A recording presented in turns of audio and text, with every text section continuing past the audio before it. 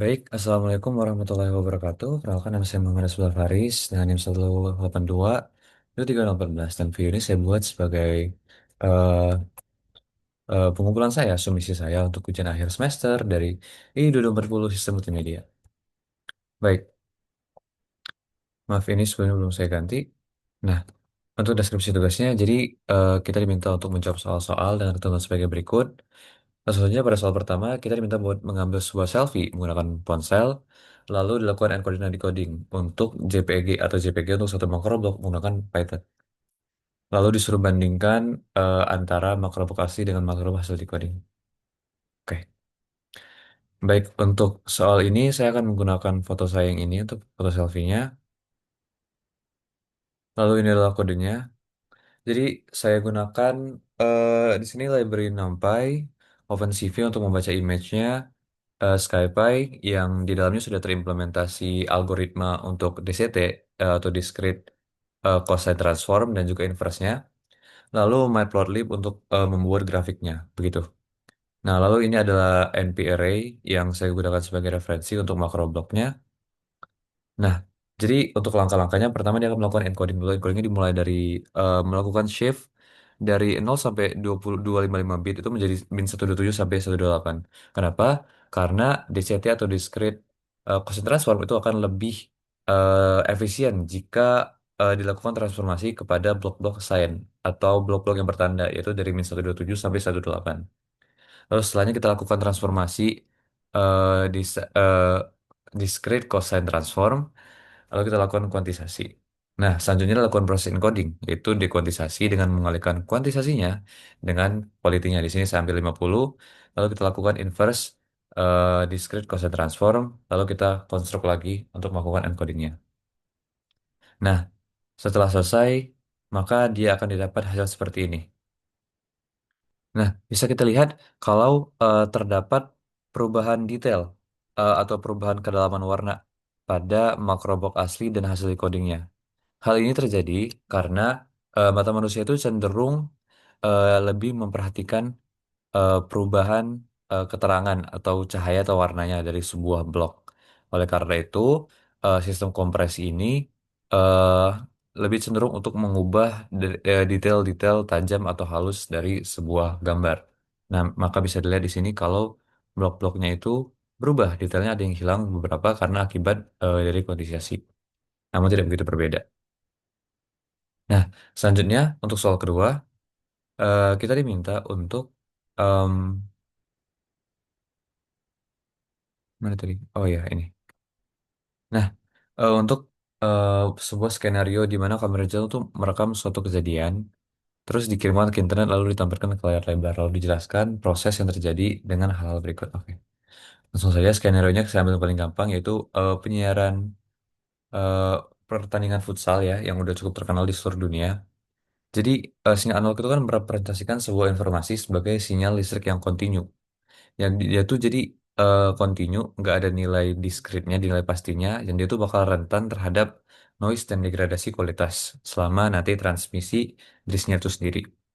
Nah, sinyal ini nih bisa menurun kualitasnya jika terpengaruh oleh kondisi atmosfer atau perangkat keras yang malfungsi. Jadi kalau misalnya sebuah kamera itu merekam sebuah pertandingan futsal secara analog, kualitasnya bisa terganggu saat waktu ditransmisikan melalui internet dan gambarnya itu bisa jadi buram atau bahkan terdistorsi.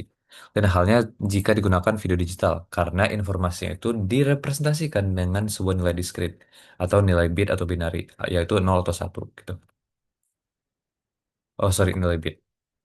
Yang kualitasnya tetap terjaga selama transisi, kecuali jika terjadi yang namanya kompresi lossy, seperti yang terjadi pada soal pertama tadi. Jadi video yang direkam dengan cara ini tuh bakal memungkinkan transmisinya buat lebih efisien lewat internet karena itu dia bisa dikompresi di mana file yang ditransmisikan tuh ukurannya lebih kecil jadi dia bisa ditransmisikan disebarkan di load videonya dimanapun dengan lebih cepat dan juga dia mudah buat disimpan gampang buat edit-edit dan juga dibagikan ke pengguna lainnya. Tuh. Nah, terus apa sih gunanya video encoder kayak H24 atau AVC gitu? Nah, jadi dia ini adalah sebuah eh encoder buat ngurangin ukuran video. Jadi transmisinya itu bisa dilakukan dengan lebih cepat dan juga dia bakal lebih hemat penyimpanan gitu. Nah, secara umum dia tuh ngebagi jadi tiga proses encoding. Yang pertama itu adalah prediction. Jadi videonya tuh dibagi menjadi beberapa makro blok, misalnya 16 kali 16 pixel atau 8 kali 8 pixel. Lalu encoder itu bakal memprediksi setiap makro blok dari frame saat ini atau target frame atau bisa juga dari frame lain. Frame lain itu interprediction. Jadi dia itu mencoba buat melakukan prediksi tentang bagaimana sebuah makro blok ini akan ditampilkan dari makro blok itu sendiri prediksinya atau dari makro blok lain jika dia mau di kompresi gitu. Jadi dia eh, mencari blok yang punya visual yang paling mirip di frame lain atau frame sendiri untuk mengkodekan namanya motion vector atau motion pergerakan. Jadi kan kalau pergerakan itu per frame dia bloknya tuh berubah sedikit demi sedikit demi sedikit. Nah, maka dari itu adalah hasil dari yang namanya prediction ini tadi. Kedua ada yang namanya transformasi. Nah, jadi pada tahap ini tuh residual yang dihasilkan dari proses prediksi ini kita bakal transmisi menggunakan namanya integer transform. Cukup mirip sama DCT, cuman beda. Nah, lalu kita bakal kuantisasi, yaitu proses yang mengurangi data dengan membuang informasi yang kurang penting. Kayak misalnya tadi detail-detail yang kayak gambaran terlalu detail lu bisa dikurangin gitu buat dikompresi. Lalu yang terakhir data yang udah dikompresi tadi itu bakal dilakuin yang namanya entropy encoded secara lossless untuk mengkompresi bitstream akhir sepadat mungkin sehingga hasilnya jadi baik gitu. Nah, terus apa perbedaan antara open loop dan closed loop video encoding? Jadi perbedaannya tuh terletak antara feedback dari decoding di internal di sisi encodernya.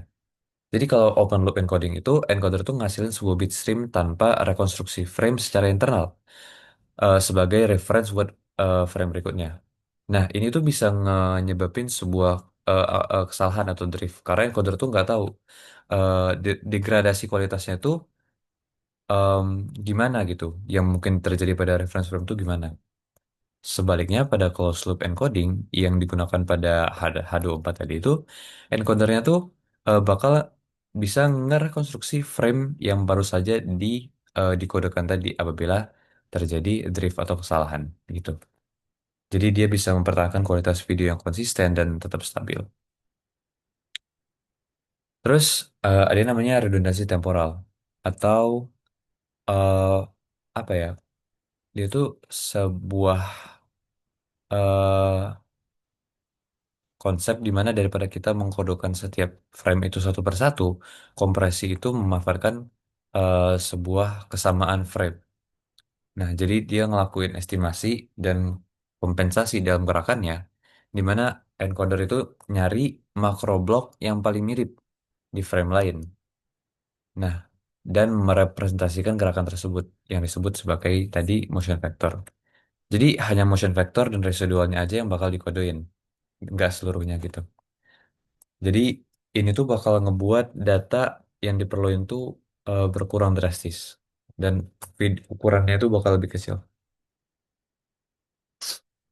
Selanjutnya ada GOP atau Group of Picture, yaitu kita ngatur urutan frame dan gimana mereka mereferensi satu sama lain untuk kompresi video. Dan itu selalu diawali namanya iframe. Iframe itu adalah intra-coded frame, yaitu frame independen yang dikompresi hanya dari informasi spasial frame itu sendiri. Jadi iframe ini pasti paling gede dan paling penting sebagai titik awal di coding dan juga bakal dipakai buat recovery atau pemulihan data apabila terjadi failure to drift. Selanjutnya p-frame yaitu predictive frame. Ini jadi diprediksi dari satu reference sebelumnya. Satu reference sebelumnya ini bisa berupa frame kalau ini merupakan frame kedua atau p-frame atau seandainya frame sebelumnya bukanlah frame pertama gitu. Dan dia itu mengkodekan motion vector dan juga residualnya. Nah, lalu ada yang namanya bidirectional predictive frame, yaitu diprediksi dari dua reference frame, yaitu sebelumnya atau B-frame, mirip kayak B-frame dan juga sesudahnya. Nah, B-frame ini ngasih rasio kompresi yang paling tinggi dan ukuran file yang paling kecil, karena dia ngeprediksi dua arah. Jadi kayak kalau kita udah tahu, misalnya em, sebelumnya itu kita ada di titik 1,5 dan setelahnya itu kita ada di titik 1,6. Berarti dari dua prediksi ini aja kita tuh bisa ngeprediksi tengah-tengahnya ini ada di mana gitu. Jadi lebih akurat dan lebih baik itulah prediksinya. Terus di soal juga ditanya gitu, disuruh bandingin antara group of frame 20 dan 50 gitu ya. Eh, nah, struktur analisis perbandingan kualitas ukuran file antara GOP 20 dan 50. Oke. Kalau GOP-nya 20 berarti setiap 20 frame itu ada satu iframe. Dan kalau GOP-nya 50, setiap 50 frame itu ada satu iframe. Yang berarti GOP 20 itu size-nya bakal lebih gede daripada GOP 50. Karena setiap 20 frame dia ada yang namanya iframe atau interpolated frame yang ukurannya paling besar. Nah, em, memang benar kalau GOP20 bakal memakan lebih banyak penyimpanan, tetapi apabila terjadi drift atau kesalahan pada saat kompresi, maka yang punya GOP20 atau lebih kecil itu bakal lebih mudah buat ngelakuin yang namanya recover atau mengembalikan datanya. Kenapa? Karena setiap 20 frame dia punya iframe yang menjadi acuan buat kita mengembalikan yang sebelumnya.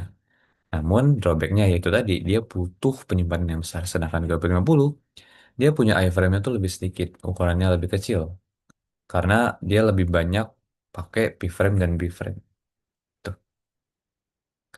Nah, buat soal ketiga itu kita diminta buat menganalisis perubahan karakteristik sinyal audio WAV berdurasi 10 sampai 30 detik sebelum dan sesudah konversi. Dan ini kode yang digunakan. Kita pakai PyDub di sini. Nah, jadi ini fungsi-fungsinya untuk kompresi ke MP3-nya. Kita pakai kualitinya 128 kilobit per second. Lalu ini buat ekspornya. Nah, ini saya bikin visualisasi gelombang, spektrum frekuensi, dan juga eh, spektrogramnya buat yang WIV sebelum dan sesudah MP3. Nah, kalau ini juga buat nampilin opernya. Nah, langsung saja mungkin saya coba jalankan. Sebenarnya yang tadi sebelumnya juga bisa saya coba jalankan kalau tapi saya rasa lebih baik ini aja biar cepat. Nah, kita pakai yang namanya audio compression. Ini lagi jalan. Nah, jadi bisa dilihat kalau sebelumnya tuh dia nilainya sekitar 5.270 kilobyte dan setelahnya itu jadi 480 lah kurang lebih. Jadi dia mengkompresi sekitar 90%. Em, nah ini input audionya mungkin bisa didengarkan. Are you ready? 20 seconds start now. Ini untuk grafiknya tapi kita bisa lihat nanti. Oh maaf sebelumnya ini sudah ada suara belum? 10 seconds remaining. Oh maaf. 5, Jadi suaranya belum ke share jadi saya 3, semoga ini udah ada suaranya. Nah seperti itu. Nah lalu kalau kita coba dengarkan yang setelah dikompresinya. are you ready? Jadi dia masih sama di 20 awal-awal, seconds start tapi now. di tengah-tengah dia bakal berubah. Tuh. Kedengaran kalau beatnya ini bakal lebih rendah nadanya gitu. Nah, hal ini bisa kita lihat juga pada ini grafik ini ya. Nah, jadi waveformnya itu mirip. Jadi dia tuh bilang kalau pengkompresian dari WAV ke MP3 ini nggak bakal mengubah nada, beat, dan irama dari lagunya. Begitu juga untuk frekuensi spektrumnya. Tapi untuk di spektrogramnya, bisa kita lihat kalau di tengah-tengah dia itu apa ya, ada bagian di mana dia dihilangkan frekuensi yang kurang tinggi, yang tingginya gitu. Karena pada bagian beat tadi sebenarnya itu nggak terlalu esensial. Kita tetap dapat esensi dan juga feel dari beatnya, tapi itu dikompresi bagian lebih tinggi karena kalau berdasarkan studi emang frekuensi tinggi itu kurang terdengar, tidak terdengar secara sadar oleh manusia gitu. Nah, yang terakhir ada untuk mensimulasikan, demonstrasi, dan jelaskan dengan bahasa Python tentang proses embedding dan detection watermarking. Oke. Oh, nah ini untuk kodenya tadi. Nah, jadi dia pakai sampel rate-nya 48.000 sampel per detik dengan durasi 2 detik dan frekuensinya 440 Hz. Nah, ini kurang lebih seperti ini. Kita pakai bobotnya yang kecil, sedang, dan besar untuk watermarkingnya. Nah, pertama kita bikin PN sequence-nya dari seeds. tanggal lahir dan juga bulan lahir. Dan tanggal lahirnya, tanggal lahir saya sendiri yaitu di tanggal 14 dengan bulan September. Hmm. Lalu setelahnya kita buat sinyal yang watermark. Jadi kita masuk ke sini originalnya, watermark bitnya di sini saya asumsikan satu, band sequence yang tadi, lalu weight-nya yang bervariasi dari 0,05, 0,01 dan 1, dan 0,1. Nah, eh, kita boleh dengarkan terlebih dahulu suaranya seperti apa yang original. Oke, lalu kita coba yang 0,01 dulu. 0,01 harusnya watermarknya belum terlalu terasa. Oke, lalu kita coba 0,05. Oke, watermark atau noise-nya tuh udah mulai berasa. Lalu kita coba yang 0,1. Oke, di sini udah terlihat kedengaran banget ya kalau dia paling berasa watermarknya gitu. Nah, saya sudah membuatkan ini terakhir, di mana buat bisa kita lihat kalau ini adalah perbandingannya. Jadi yang di tengah-tengah garis ini adalah yang original, ya. Ini adalah sebuah visualisasi dari gelombang suaranya. Dan watermark itu seakan memberi sebuah gerigi-gerigi kecil di di pinggir-pinggir garis yang merepresentasikan dari sinyal aslinya gitu. Dan semakin besar bobot dari watermarknya, maka eh, garis-garisnya akan semakin besar gitu. Ini juga terasa tadi pada em, suara yang dimainkan tadi ya, dimana suaranya bakal makin makin berasa lah noise-nya gitu. Nah, ini untuk ininya satu persatu. Jadi kita nge-generate seed.